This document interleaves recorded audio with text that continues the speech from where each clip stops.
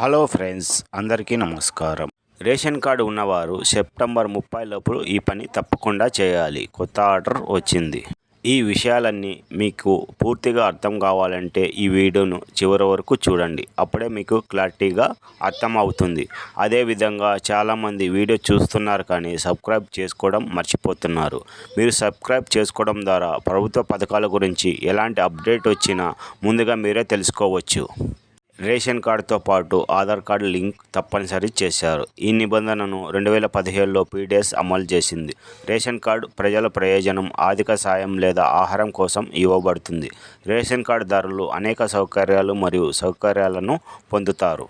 దారిద్ర్య రేఖ ఆధారంగా ప్రజలకు రేషన్ కార్డులు పంపిణీ చేస్తారని చెప్పడంలో తప్పు లేదు. ఇప్పుడు కేంద్ర ప్రభుత్వం రేషన్ కార్డుదారులకు శుభవార్త చెప్పింది. అవును, రేషన్ కార్డు హోల్డర్లు ప్రభుత్వం నుండి అనేక సేవలు ఉచితంగా పొందుతారని మనందరికీ తెలుసు. పథకాల ద్వారా ఆర్థిక సాయం, ఉచిత ఆహార ధాన్యాలు, ఉచిత వైద్యం అన్నీ అందుబాటులో ఉండటంతో లక్షలాది మంది రేషన్ కార్డులు పొంది ప్రభుత్వం నుంచి లబ్ధి పొందుతున్నారు. అయితే కొంతమంది ప్రభుత్వం కూడా మోసం చేస్తున్నారు. అవును, కొన్ని కుటుంబాల్లో ఒకే ఇంట్లో నివసిస్తున్నప్పటికీ ఒకటి కంటే ఎక్కువ రేషన్ కార్డులు తయారు చేస్తూ ప్రభుత్వాన్ని మోసం చేస్తున్నారు.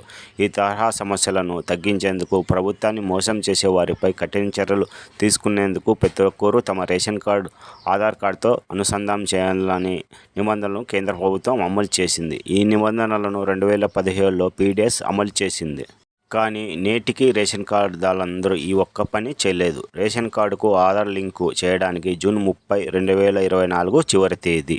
జూన్ 30లోగా ఈ పని జరగకపోతే జూలై 1 నుంచి ప్రభుత్వ సౌకర్యాలు అందుబాటులో ఉండవు. కానీ ఇప్పుడు ఆధార్ లింక్ చేసేందుకు కేంద్ర ప్రభుత్వం ఈ గడువును సెప్టెంబర్ 30 వరకు పొడిగించింది. 3 నెలల్లో ఆధార్ అనుసంధానం చేసే రేషన్ కార్డు యాక్టివ్ అవుతుంది.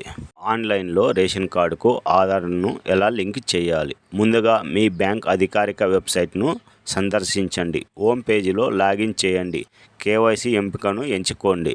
ఇక్కడ పేరు, చిరునామా, పుట్టిన తేదీ వంటి మీ వ్యక్తిగత వివరాలు ఇవన్నీ అడగబడతాయి. అన్నిటినీ పూరించండి. ఆధార్ కార్డ్, పాన్ కార్డ్ ఇంకా కొన్ని డాక్యుమెంట్లు అడిగితే వాటిని అప్లోడ్ చేయండి.